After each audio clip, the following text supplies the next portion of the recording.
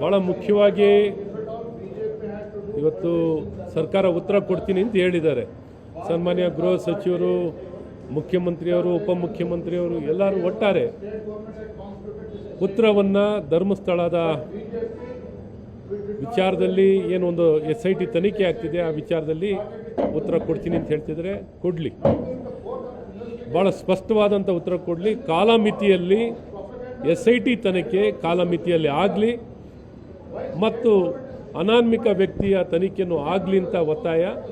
ಮತ್ತು ಅಲ್ಲಸಲ್ಲದ ಆಪಾದನೆಗಳನ್ನು ಸೋಷಿಯಲ್ ಮೀಡಿಯಾದಲ್ಲಿ ಏನಲ್ಲಿ ಹಾಕ್ತಿದ್ದಾರೆ ಅದನ್ನು ಪೋಸ್ಟ್ ಮಾಡ್ತಿದ್ದಾರೆ ಅಂಥ ವ್ಯಕ್ತಿಗಳ ಮೇಲೆ ಸುಮೋಟೋ ಕೇಸನ್ನು ಸರ್ಕಾರ ಹಾಕಬೇಕು. ಈಗ ಬೇರೆ ಬೇರೆಯವ್ರನ್ನ ದಕ್ಷಿಣ ಕನ್ನಡದ ಜಿಲ್ಲೆಯಲ್ಲಿ ನಮ್ಮ ಹಿಂದೂ ಕಾರ್ಯಕರ್ತರ ಮೇಲೆ ಏನೂ ಕಾರಣವಿಲ್ಲದೆ ಕೇಸ್ಗಳನ್ನು ಸುಮೋಟೋ ಹಾಕ್ತಾರೆ. ಇಲ್ಲಿ ಕಾರಣ ಇದ್ದು ಯಾವ ರೀತಿ ಧರ್ಮಸ್ಥಳ ಮತ್ತು ಧರ್ಮಾಧಿಕಾರಿಗಳ ಮೇಲೆ ಮನಬಂದಂತೆ ಆಪಾದನೆಯನ್ನು ಮಾಡ್ತಿರುವಂಥ ಈ ವ್ಯಕ್ತಿಗಳ ಮೇಲೆ ಸುಮೋಟೋ ಕೇಸನ್ನು ಹಾಕಬೇಕು ಅನ್ನೋಂಥದ್ದು ನಮ್ಮೆಲ್ಲರ ಒತ್ತಾಯ. ನೋಡೋಣ ಇವತ್ತೇನು ಉತ್ತರ ಕೊಡ್ತಾರೆ ಅಂತ. ಸ್ಪಷ್ಟವಾದಂಥ ಉತ್ತರವನ್ನು ನಾವು ಬಯಸ್ತಾ ಇದ್ದೀವಿ.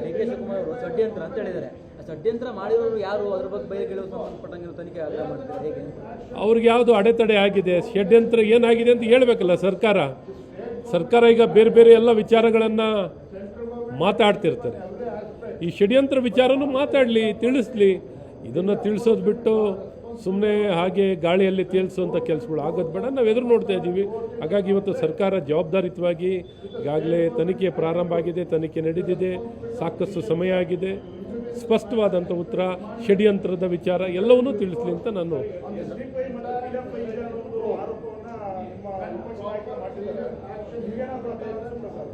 ಖಂಡಿತ ಅದರಲ್ಲಿ ಅನುಮಾನ ಏನಿದೆ. ಇವತ್ತು ಎಲ್ಲ ಕಡೆ ಸುಪ್ರೀಂ ಕೋರ್ಟ್ನಲ್ಲಿ ಹೋಗಿರೋದಾಗಲಿ, ಇಲ್ಲಾಗಲಿ, ಅಲ್ಲಿ ಎಲ್ಲೇ ಆಗಲಿ ಎಂತೆಂಥ ಲಾಯರ್ಗಳನ್ನ ಇಟ್ಕೊಂಡಿದ್ದಾರೆ. ಮತ್ತು ಸೋಷಿಯಲ್ ಮೀಡಿಯಾದಲ್ಲಿ ಬೇಕಾಗಿರೋಂಥ ಆ್ಯನಿಮೇಷನ್ ಇನ್ನೊಂದು ಮತ್ತೊಂದು ಮತ್ತು ಮನಬಂದಂತೆ ಆಪಾದನೆ ಇಷ್ಟ ಬಂದಂಗೆ ಕಥೆಯನ್ನು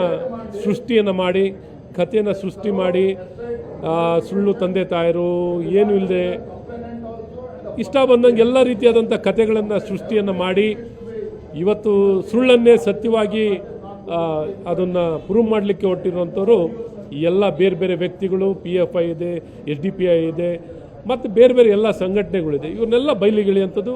ಎರಡನೇ, ನಾವೇನು ಸದನದ ಒಳಗೆ SIT ಇಟ್ಟು ಇವ್ರ ಮೇಲೆ ಮಾಡೋವಂಥದ್ದಾಗಲಿ, ಈ ಅನಾನ್ಮಿಕ ವ್ಯಕ್ತಿ ಮತ್ತು ಈ ಸಂಬಂಧಪಟ್ಟ ಎಲ್ಲರ ಮೇಲೂ ತನಿಖೆ ಆಗಬೇಕು ಅನ್ನೋಂಥ ಒತ್ತಾಯವನ್ನು ನಾವು ಮಾಡ್ತಾನೇ ಇದ್ದೀವಿ.